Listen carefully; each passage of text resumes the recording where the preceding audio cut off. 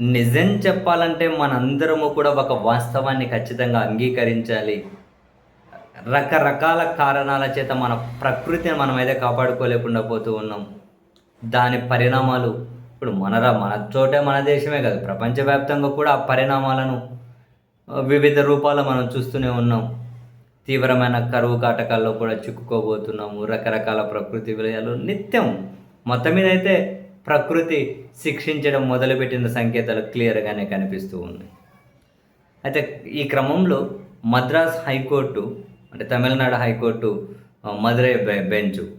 ఆ బెంచ్‌లో ఒక పిటిషన్‌ను విచారించినటువంటి జీఆర్ స్వామినాథన్, జస్టిస్ పి. పుగలేందిలతో కూడిన ప్రత్యేక ధర్మాసనం ఒక పిటిషన్‌ను విచారించుకుంటూ చాలా కీలక వ్యాఖ్యలు చేసింది.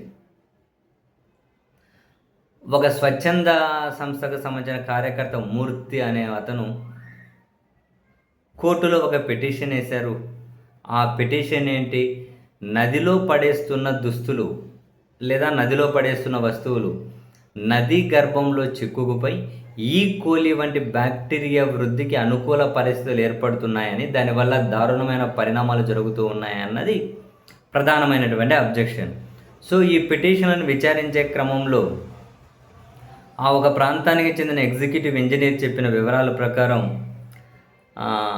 చాలామంది భక్తులు పూర్వీకులకు సంబంధించిన అంత్యక్రియల ఆచారాల కోసం వస్తుంటారని, ఈ సందర్భంగా మరణించిన వారికి సంబంధించిన వాడని దుస్తులు, తువ్వాళ్ళు, చెప్పులు, ఇతర వస్తువులన్నీ కూడా నదిలో వదులుతున్నారని, అమావాస్య వంటి సందర్భాల్లో భారీ సంఖ్యలో భక్తులు తరలి వస్తున్నారు అని, ఈ క్రమంలో మొత్తం వాటిని అడ్డుకోవడం కానీ లేదా నదీ గర్భాన్ని క్లీన్ చేయడం కానీ సాధ్యపడడం లేదు అని తాను కొన్ని వివరాలను కోర్టుకు సమర్పించారట. అండ్ అదే సమయంలో మరికొన్ని నివేదికలను కూడా హైకోర్టు పరిశీలిస్తే మొన్న ఏడాది మే 7 నుంచి మే 28 వరకు ఆ ఒక నది ఉందట.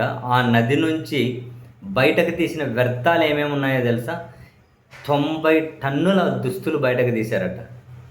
అంటే 3 వారాల్లో బయటకు తీసినవి 90 టన్నుల దుస్తులు, 2.2 టన్నుల భస్మం అట, అంటే విభూతి, 115 కిలోల పాదరక్షలు అంటే చెప్పులు, 1385 కిలోల ప్లాస్టిక్ వ్యర్థాలు అట, 220 కిలోల గాజు సీసాలట, 700 కిలోల కాల్చిన ఇటుకలట, 374 కిలోల శానిటరీ నాప్కిన్లు అట, 302 కిలోల డైపర్లు, నూనె సీసాలు, షాంపూ కవర్లు, ఇన్ని బయటకు తీశారట. అవన్నీ లోపల చిక్కుకుపోతున్నాయట. ఇన్ని బయటకు తీశారట.